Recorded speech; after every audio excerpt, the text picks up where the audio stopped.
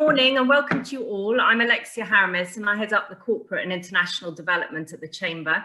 Thank you so much for joining us today for this event, where you'll find out more about the work of Edinburgh Zoo and be the first to learn about an exciting new public art event for 2022, as well as the new giraffe herd. Just a bit of housekeeping before we commence. Please do feel free to raise a question in the chat function. There'll also be an opportunity for Q&A during the session. Please can you just remain on mute during the presentations, just to ensure that there aren't any interferences. Thank you. This session will also be recorded. So I was really lucky to have the opportunity to visit Edinburgh Zoo just a few weeks ago and have a tour, and was really impressed with the breadth of work being carried out, but also how innovative the team have been during lockdown, maintaining a strong link with the local community and beyond through their use of technology. Edinburgh Zoo is owned by the Royal Zoological Society of Scotland, and the zoo is also one of Scotland's most popular visitor attractions, with over 800 visitors a year. Edinburgh Zoo plays a vital role in our community and in raising awareness of nature without leaving the city. As one of Edinburgh's leading centres of conservation, education and research, Edinburgh Zoo works collectively with many other zoos and conservation agencies in the UK, Europe and beyond, in coordinating conservation programmes to ensure the survival of many threatened animal species. So I really look forward to hearing from our speaker today on the latest plans at Edinburgh Zoo and the exciting public art events which they will be running to reflect and celebrate Edinburgh's rich cultural offer. So I would like to welcome today's speaker, David Field, Chief Exec of Edinburgh Zoo, who returned to Edinburgh in 2020, having been a section moderator at Edinburgh Zoo early in his career. David's previous roles include Chief Exec of the Zoological Society of East Anglia, and I believe has also worked in London as well, and curator of Whipsnade Zoo and assistant director of Dublin Zoo. David is also an honorary professor of the Royal Veterinary College and is the current president of the Association of British and Irish Wild Animal Keepers. So very impressive bio, David. I will hand over to you now, David. Thank you very much for joining us today. Thank you very much, Alexia, and you did a great introduction. You've kind of done all my speech for me. That's wonderful. Oh, that's wonderful.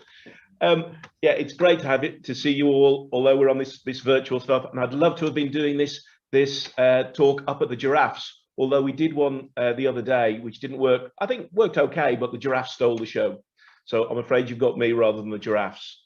So as Alexia said, the Royal Zoological Society of Scotland it's been described to me actually as the grand old lady of Edinburgh, bizarrely, but it's a charity that's 112 years old.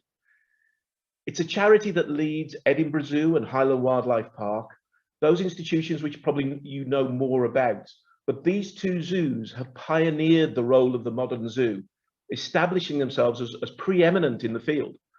It's through these incredible places that hundreds and thousands of individuals from all walks of life have had the joy of seeing and experiencing some of the most amazing animals, and our work has educated and informed a range of audiences. The social and cultural value of our zoo and the Highland Wildlife Park has impacted on communities the length and breadth of this nation and internationally. And our conservation endeavours, especially in recent years, has ensured the survival of animal populations and indeed some species. And it is that conservation, that desire and ambition to champion animals, seek to understand them and protect them, that absolutely drives and is the very heart of what we do. Today, the work we are doing is broad and global. We have work going on to protect chimpanzees in the forest, the Budongo forests in Uganda, where we're also undertaking and really facilitating major scientific research to understand those populations. We are working in the Pantanal, where we're helping to protect giant anteaters and the most amazing species, which is the giant armadillo, bigger than a Labrador. You know, these are incredible species, but protection of these species is also driving huge habitat protection. Here at the zoo, we have one of the most unique research units called Wild Genes. It's a conservation genetics unit. And we are undertaking some of the most incredibly, really pioneering science to understand the populations of endangered species and provide the data. We all know about the importance of data to actually make plans for saving endangered species. We are working with Siamese crocodiles. We are working with Asian elephants. We are working with antelopes from desert ranges. You may also have seen some recent news about us working with a new project with capercaillie, where we're trying to understand the genetics of the population. And closer to home, we are today working with species like the beaver. We were part of a partnership, but fundamentally involved in the release of beavers back to Scotland.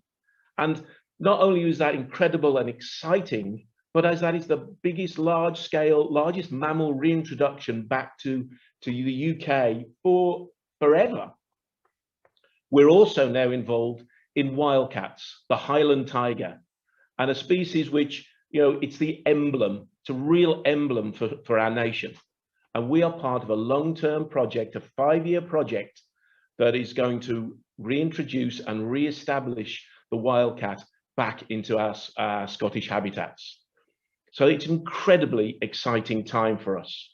But it's not just these charismatic megavertebrates like wildcats or chimpanzees that we're concerned about.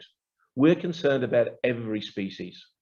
So we are working on flapper skates where we're working to tag and track flapper skates, an amazingly huge aquatic fish which just remarkable across Scotland. But we're also working on the pine hoverfly, a remarkable little species, but the rarest invertebrate in the Cairngorms. And we are taking the time out with our partners to actually breed these pine hoverflies. And at the moment, it's most bizarre, we're spending hours putting little flies together in order for mating, so we can get the eggs to pupate, and then the larvae, we can reintroduce them back to the Cairngorms, hopefully some of them this year. It's incredibly intricate. And this has captured the imagination of so many people. And in fact, we've captured the imagination of a games company who have started to rename our pine hoverflies. I think it's Lava Croft. You know, it's how animals can inspire so many different communities and so many different people. And it is, our conservation projects are amazing and inspire me day to day. But it's our education and our community projects which have truly connected thousands upon thousands of people to nature. We've all understood the importance of nature in our lives for well-being over this past 15 months. And we are a place where we can make our access to nature more accessible, more inclusive, and bring people closer to animals. And that has a huge, huge benefit and a huge mission for our work. Our whole education and community projects is probably worth another hour's lecture, I'm afraid, Alexia, so I won't go into that much more today. The socio-economic impact of our work, wherever we work, whether it's Uganda, the Highlands, or in Edinburgh, is incredibly significant. But we are a charity, and as such, we don't get any government funding. We get no statutory funding for our work. Everything that we do, from protecting chimpanzees or our education work for schools in Scotland, is driven by funds which we have raised ourselves through our business model. And that business model is operating 2 visitor attractions, the Edinburgh Zoo and the Highland Wildlife Park. And as such, we do have to be a good, strong business and strong commercial. We have to make sure that we have a visitor attraction that people want to come to, that people not only want to come to, but experience a fantastic day, because that is our business model. And if we can't provide a 5-star experience, then if people are worrying about poor food or perhaps queuing or not a great experience, then we know they are far less attuned to hearing our conservation messages and wanting to support us in the long term. So we're quite an eclectic organization. On the one hand, having this huge mission and charitable objectives that we must fulfill, but those are funded and driven by us having a strong business model of a visitor attraction. Now, I don't think I need to speak to any of you here about the effects of the last 15 months on our businesses. And, you know, we've all, our businesses and all of us have in some way been impacted by this pandemic. And sure, we have too. We had to take out major loans at the start of this time last year. We have lost millions and millions of pounds of income. But we have remained agile, we have remained nimble, and we've to be honest, been more entrepreneurial than probably ever in our history in terms of response for this. So in that, it's been a great exercise for the organization. Whenever we've been able to open, and thankfully, you know, we have been able to open our doors more than most, although with a number of different restrictions. But we've always tried to maximize the number of visitors we can get through. We've tried to maximize the visitor experience. We brought on new events. We had, I hope some of you came to our Christmas lights event, which was just huge and so wonderful, just not in terms of the income, but the amazing feeling it gave to those people who could come. What has been one of the most amazing things of when we've opened the gates and we saw families coming back to the zoo for the first time after months and months. This was also at times the first time many of these families had actually been back together, and they were coming back together at the zoo. So again, that social value, we often underestimate as the role of the zoo in people's lives.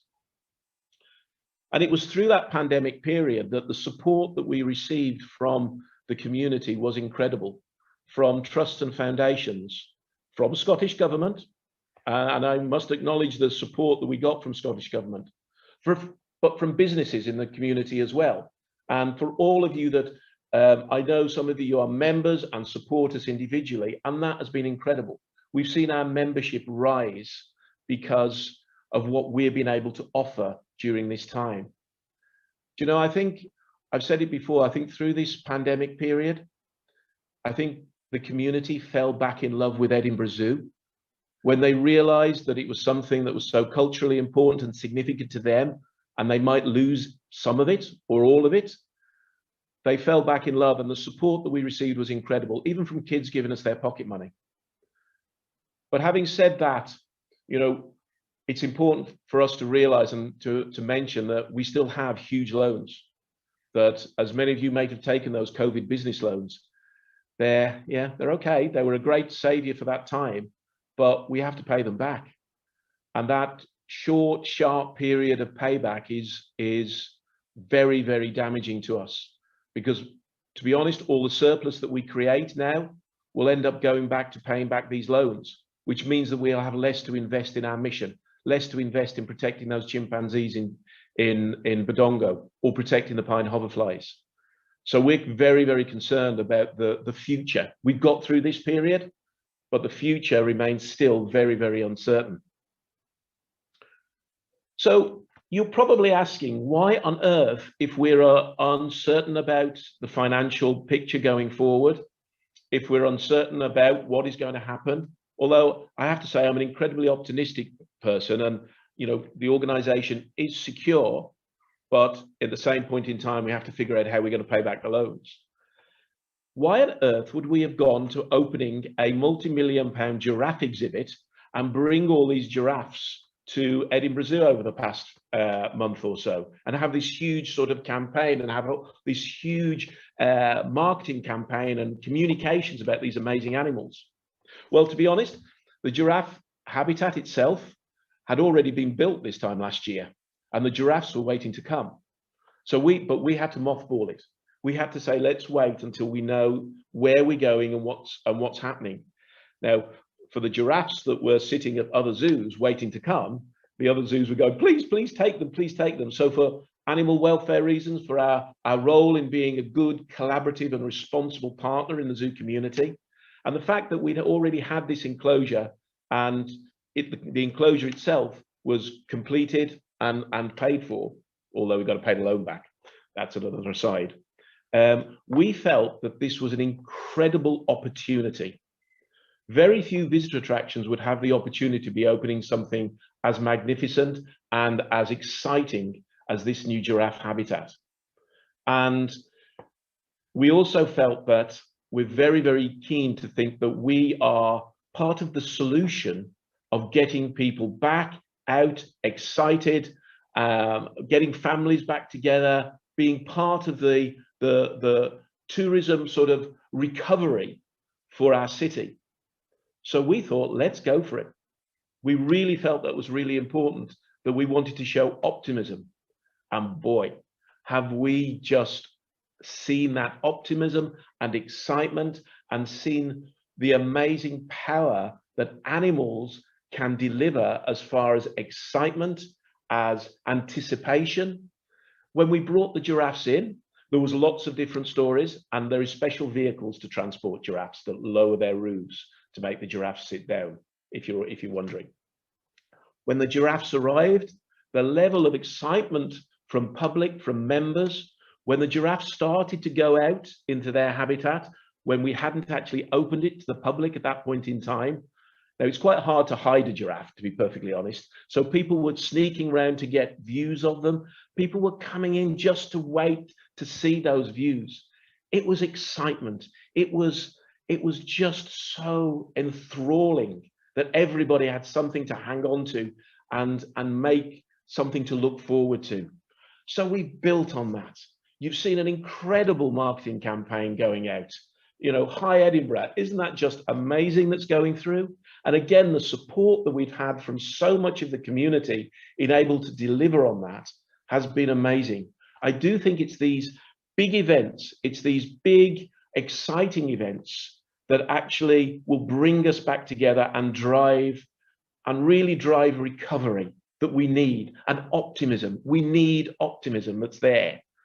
We want to invest. We want to be ambitious. We want to lead in terms of that. And that is why we want to launch something which is incredibly exciting, such as Giraffe About Town.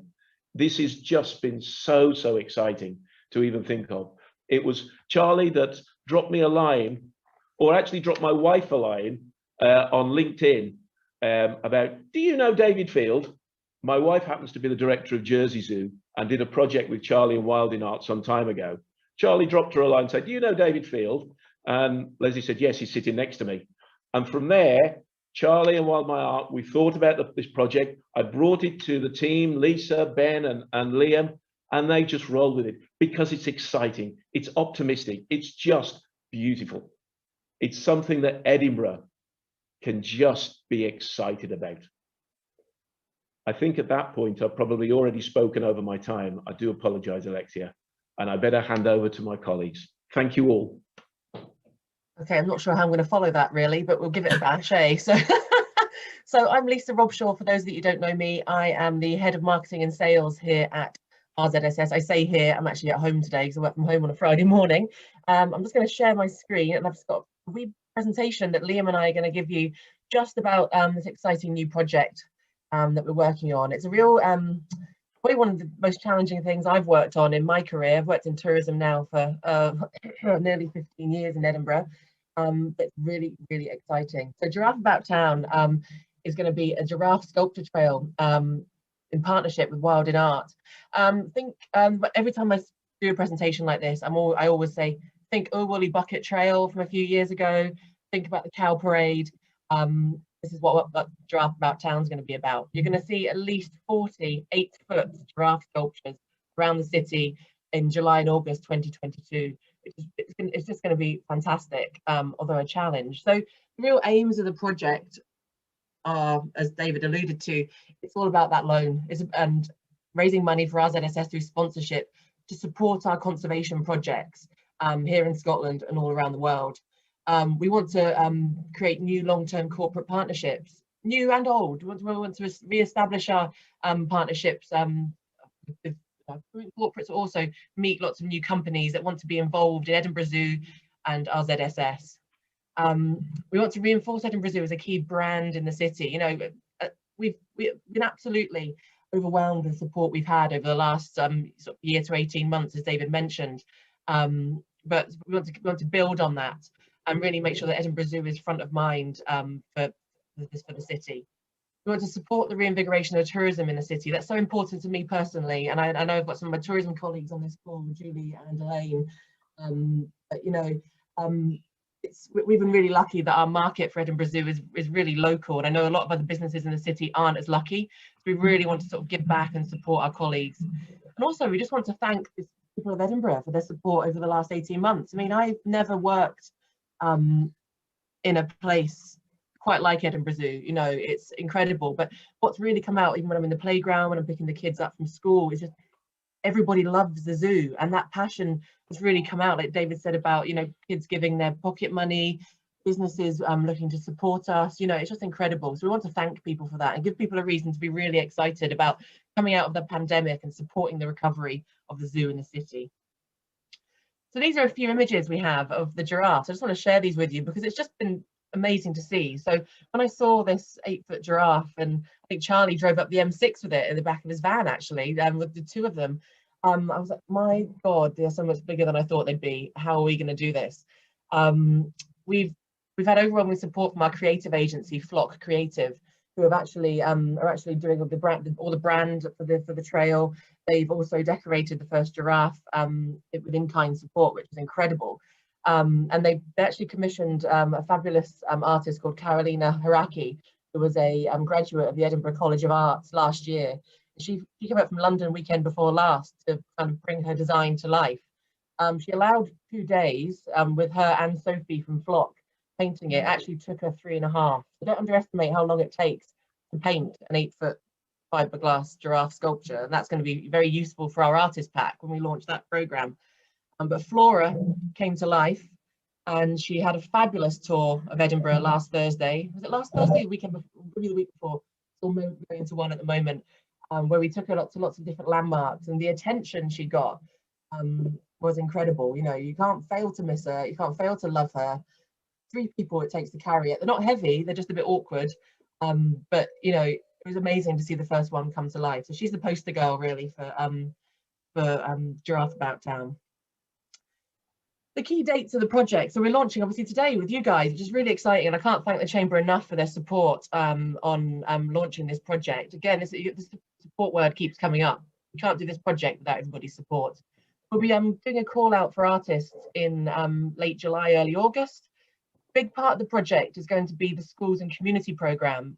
We've got, along with 40 8-foot giraffes, we've also got 40 4-foot giraffes, and they're going to be going out to schools and community groups to get sort of children and school pupils, brownies, scouts, guides, decorating these, and there'll be more information coming out about that in the autumn.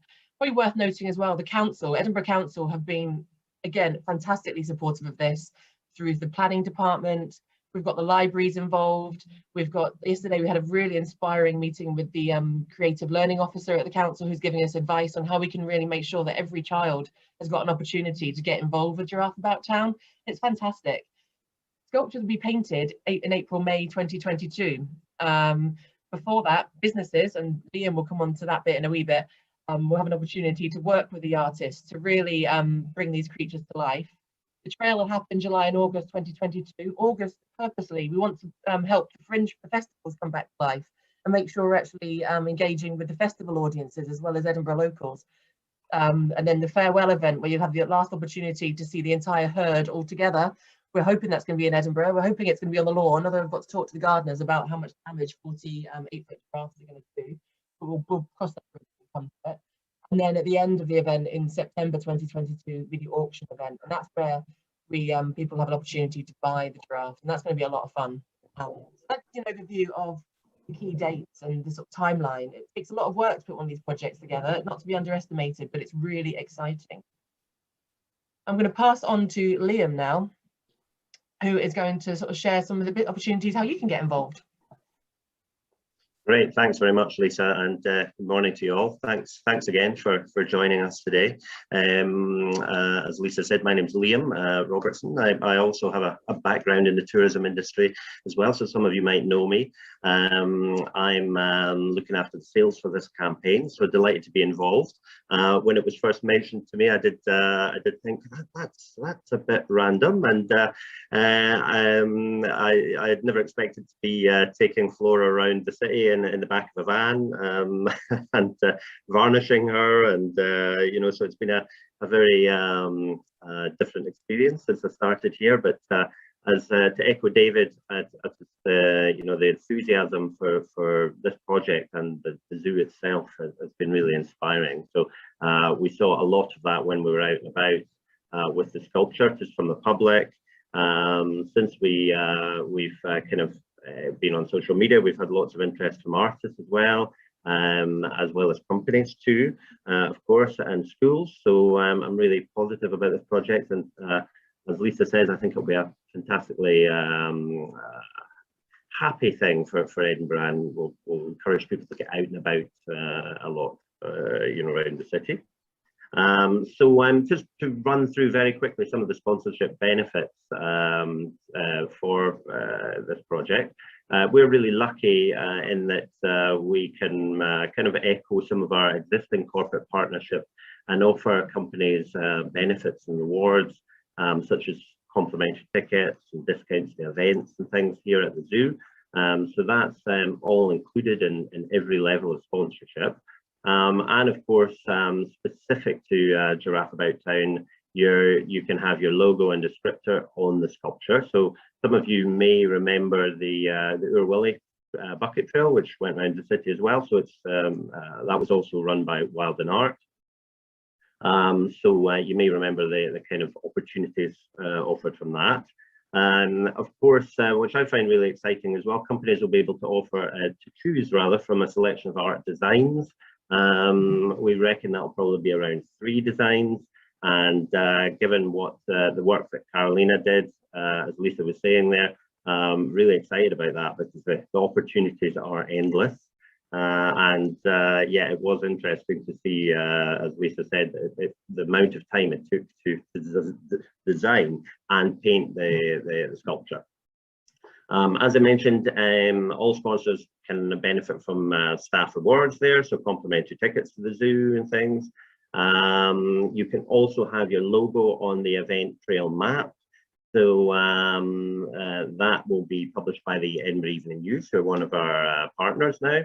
And there's also going to be an app, which for certain sponsors will offer a kind of integration there as well. So we're quite excited about that. You can also have your logo in the actual auction catalogue, and of course an invitation to the auction. Venue to be decided for that next September. And every sponsorship level includes an adoption of a giraffe, obviously, as well. So you can get a certificate and feel involved with that.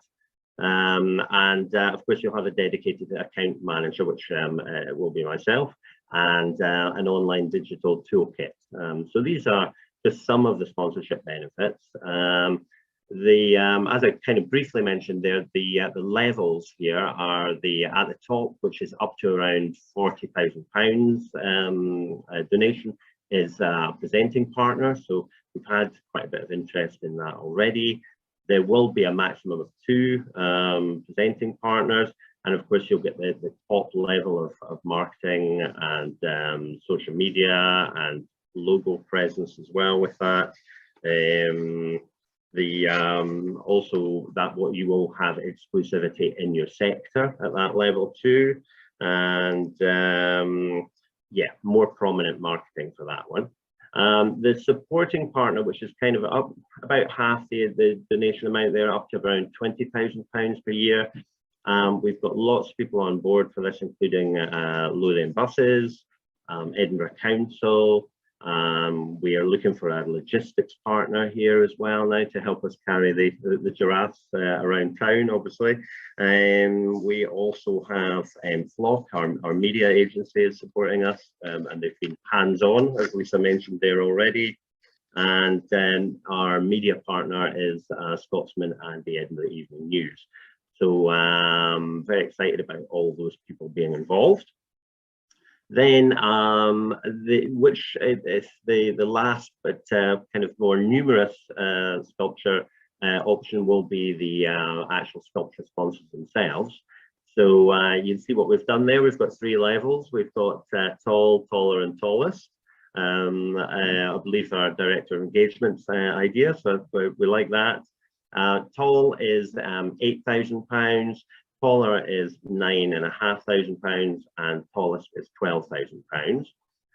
Again, lots of benefits in there, not least including the kind of corporate partnerships. So the tall includes our gold corporate partnership, and the tallest includes the platinum. So as I say, access into the zoo and tickets for staff, discounts to events.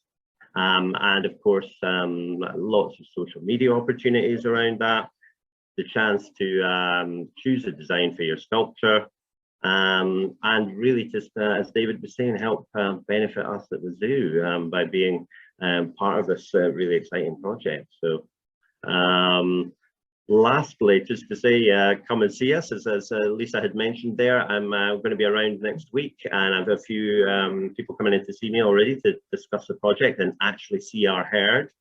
It's been fantastic to see the enclosure being developed from start to finish. Very excited about that. And as David was saying, the reaction to the giraffes here at the zoo has been absolutely tremendous.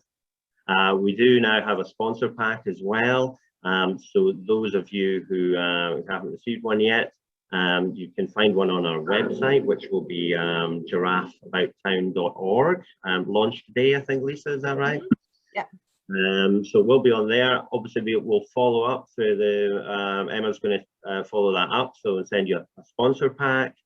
And lastly, I think Alexia is going to answer some of your questions if you have any on the zoo and the project itself. So thanks a lot. Thank you so much, David, Liam and Lisa. That was amazing. You've all covered off so much information. If we can open up for some questions now. Does anyone have any questions?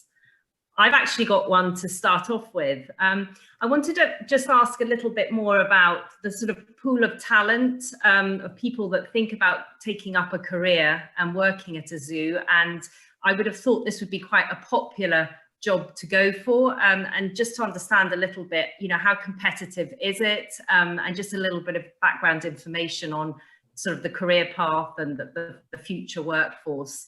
I'd be really interested to find out a little bit more. So I guess when you talk about a zoo, immediately everybody thinks just zookeeper. And yeah, I started as a zookeeper many, many moons ago. And the competition for a zookeeper these days is absolutely huge. We can get people with PhDs applying, and the passion that comes from so many people wanting to work with animals is huge. It's interesting for us. What we want to do here is actually develop a much broader training school for zookeepers, so that we can start to have along with our European colleagues, actually have a European framework. Even an apprenticeship for zookeepers has started down in England, and we would love to find a partner up here that we could develop that apprenticeship for zookeepers up here. But you can only have, you can't have a zoo without zookeepers, but you can't have a great zoo without everybody else that's there. So it's whether it's from our maintenance teams, our science teams, our tourism teams, our visitor services teams. I better mention marketing while Lisa and Liam are there. But it's huge. It's an eclectic organization. And as part of our future strategy, we really do want to open up the opportunity both for increased volunteering as training opportunities. We want to open up opportunities for increased apprenticeships across all of our disciplines. So I think it's a really exciting opportunity, and we feel that training, education is a huge part of what we can actually give back to the community. So it's an exciting, there are incredible exciting opportunities that come from it. Fantastic. No, that's really interesting. And I was also wondering, I know I did have a few insights from Lisa and Ben while I was doing the tour recently, but which is the most expensive animal that you've currently got to keep, sort of the maintenance side of the animals that you've got at the moment? The zookeepers. Staff is the biggest cost for the zoo. Right. It really is. Now, I think probably everybody would jump in at the pandas, and the pandas being expensive, partly because of the associated conservation payments that come along with the pandas. But outside of that, you know, specialist food, bamboo actually is relatively easy to get. The giraffes eat an enormous amount of browse. You know, years gone by when I used to look after giraffes, we would feed them, you know, slices of white bread and apples and carrots and all that type of stuff. What they basically need these days is browse. And of course, when you've got 5 big male giraffes, the amount of browse that they can eat is huge. And then the problem comes in the winter, we've still got to feed them browse. So we have to spend hours during the summer picking leaves off trees and then freezing the leaves so we have them to give to the giraffes in the winter. Now, it's an incredibly inspiring, enthralling, educational, corporate team building activity. If you guys want to come in and pick leaves off and freeze some leaves, you'll get to meet the giraffes as well. But these are things that people just don't quite are aware of in terms of looking after the species. So, you know, the healthcare, the feeding care of all these animals, and to be honest, you know, every one of those animals to us is invaluable. You know, we don't, the concept of buying and selling animals just doesn't happen. For us, it's about the care and what we can provide for the animals. Oh, that's really well, I think I've gone all around the route on that one, but hopefully it gave you an idea. Fantastic. And if I could please bring Charles in to give us maybe a little bit more information on wild in art projects around the UK, that would be really interesting, if that's okay, Charles. Yeah, Alexa, thank you, and good morning, all. David, your team, it is inspiring what you do. It really is quite fantastic. And for Wild in Art, we are, humbled, honoured, and delighted to be working with you on another event in Edinburgh, which is really exciting. Having launched the cows in Edinburgh way back when, to be back in Edinburgh really is fantastic. I thought what would be interesting, though, is obviously we have had a very difficult year. And we've postponed all our events last year, but we are now getting our events back online across the UK and overseas. But what's been incredible is, I think, probably as a result of the pandemic, is the public's reactions to the trails have been quite extraordinary. So we had some stats in yesterday from our event in Derby, where we've got the Derby Rams out, and I'm pleased to say, and I think not just for Edinburgh Zoo, but for the wider tourism offer in Edinburgh, 77% of people surveyed said that the Ram Trail was their principal reason for visiting Derby that day. 87% of visitors rated it brilliant or very good. The other 13%, the miserable so-and-sos, just said it was good, but we'll take that. They described it as vibrant, exciting, awesome, and fun. 40% had already visited the trail more than once already. And our research shows on average people will visit the trail 7 times. And I think one of the challenges that we can address or look at now, so when the drafts do hit the streets next year, is how do we get people, when they visit the trail 7 times, or whatever the number is going to be, also go and explore the wider tourism offer, go to do those, go into the shops and rediscover the sort of the unknown places as well. So it's quite reassuring when 49% of the visitors said the trail had led them to explore areas of the city they'd not previously visited. So not only will we bring people to the honeypots of Edinburgh, which I know there are many, but also what we can do is look to help those businesses, help those areas that are perhaps slightly off the beaten track. And what was also interesting, 21% of visitors had travelled more than 50 miles from outside the city to visit the trail. And I think as we come out of this, and I think next year we're probably in for a bumper year, but we do have a considerable number of people that visit all our trails. And I think with the events we've done in Scotland and I know I'm going to crucify it when I say Urwilly's Big Bucket Trail, so I do apologise. But I am probably one of the few Englishmen that knows about Urwilly, so I'm kind of proud of that anyway. But I think on the back of that and our various other events that we will draw people in. And I think in this, fingers crossed, post-COVID world, people are looking for things to do together. We've all been apart for so long. And I think one of the things about our events is because they go on for, the 8 to 10 week period, because they're outdoors, that I think there will be still that sort of legacy of, wanting to avoid crowds and not get too close to each other, particularly if you've got sort of, doing a trail with your, kids and grandparents, etc. So I think, the trail is ideally placed to bring people back into the city, for people still to feel comfortable, in a sort of a shared activity. And also what I would say, and I often say it with our events, is, when you strip away the charity, and please don't, but if you strip away the economic impact, our trails have put, up to 33 million pounds into local economy in some instances. When you strip away the art, what our event boil down to is making someone smile. And I think we just perhaps need to relearn how to smile. And actually, it's on the back of that smile that great things will happen.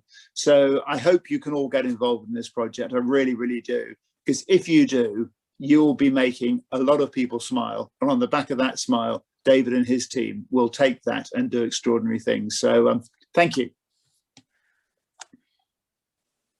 I'll go on mute now. Fantastic, Charles, that was really interesting. And I hadn't quite realised just what a massive impact the economic impact is of these trails, as you say, and getting people to go further afield and discover areas they don't normally go to. So that's a really valid point, really interesting. If I could just please bring Lisa in, please, just to talk us through a little bit more the work that you're doing with businesses to activate their sponsorship. It'd be really good to get a bit more info from you, please. Yeah, I mean, we've got a really passionate team at the zoo from a comms point of view, and obviously marketing, which I head up. And every business that will get involved in this project, whether it's from presenting partner or the tall kind of sculpture sponsor, we'll work with the businesses to make sure they're fully involved in the trail and making the most of their sponsorship. So whilst one of the great benefits is obviously having a logo on a sculpture and having that ownership of the sculpture, what we really want to do is tell your brand's story, really, and why you're sponsoring a giraffe, why it's important to you, and tell some of the sort of your company's stories alongside the story of the zoo and the giraffe and the artist. It's this kind of partnership. It's a partnership between the business, the zoo, and the artist, and it's going to be really exciting to bring some of those stories to life. Whether it's even if it's a school, the kids are going to have a great time getting involved in this project as well. So you can rest assured, if you do invest in a sponsorship, and we know times are hard, we'll work really hard for your company in partnership to activate your sponsorship. And we're just going to have a really good laugh, actually. And like you say, building on what Charlie said, it's that smile. And if you can't enjoy, what you're getting involved in, and that kind of thing, why bother? So yeah, it's going to be really good fun. And we can't wait to work with sort of Edinburgh and Scotland's business community on this one. Fantastic, Lisa, thank you so much. Does anyone have any other questions? Or David, did you want to come in with any more information? Well, whilst any other questions are coming up, I mean, we've talked about the sort of socio-economic, the tourism benefits from this as well.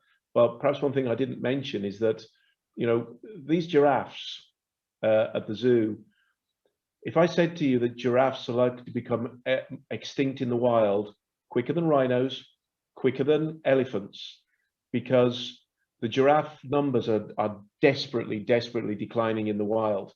It's known as the silent extinction because so few people hear about it, and giraffes make so little noise. And one of the purposes of why we've got giraffes We're not breeding giraffes to put back in the wild, because that's just not feasible. But what we're doing is raising fundamental awareness about this silent extinction, and through people coming to the zoo, through partnerships with organizations like Glenmorangie, we're able to drive big conservation financing to our partners in the wild who are undertaking direct action to protect giraffes in the wild. So this project, Giraffes About Town, is just so huge, so impactful, so urgent, that putting the smile on people's face, I love that, Charlie. You know, putting the smile on people's face is worth its weight in gold. But in so doing, we can protect one of the most iconic, storybook, wonderful, majestic animals that exist on this planet. We would love your support. Fantastic, David, thank you. I mean, it's just quite amazing. You know, I was unaware just of how many different areas of support the zoo covers off. It's just such a massive, diverse organization and with such a huge mission. And it's just amazing to hear how hard your team has to work to maintain such a strong business model. So does anyone else have any other questions? Not sure if I've missed any, Emma. Have I not great at monitoring the chat? No, we're okay. Yeah, all good. I mean, seriously, come see us. Give me a call. Drop us an email. You probably can guess I'll talk about the zoo till the giraffes come home. So please drop us around. We'll go up and see the giraffes. Being slobbered on by a giraffe will change your life. Fantastic. Definitely. I think we should definitely look to hold our next event there at the zoo. That would be such fun. Definitely up for that. Be brilliant. Well, thank you so much for taking part today. I think it's fantastic. You've seen your membership rise over the last few months. You've remained nimble to adapt with the challenging environment, and you've grabbed the opportunity to showcase, you know, the giraffe herd and supporting the tourist recovery of the city. David, you've covered up so much on, you know, all the different areas: research, innovation, culture, animal preservation. It's just incredible. And you've left us all looking forward to our next visit to the zoo and wanting to get involved with the areas that Lisa and Liam have spoken about. So please, I would like to encourage you all to think about the various initiatives and opportunities for engagement and sponsorship. And we'd be very happy to connect you up with Lisa or Liam, or equally happy to send out some further information following this event. And we really look forward to the next event at the zoo. Thank you all for joining us today, and we look forward to seeing you all again very soon. And thank you again. Bye-bye now. Thanks. Thank you all. Bye.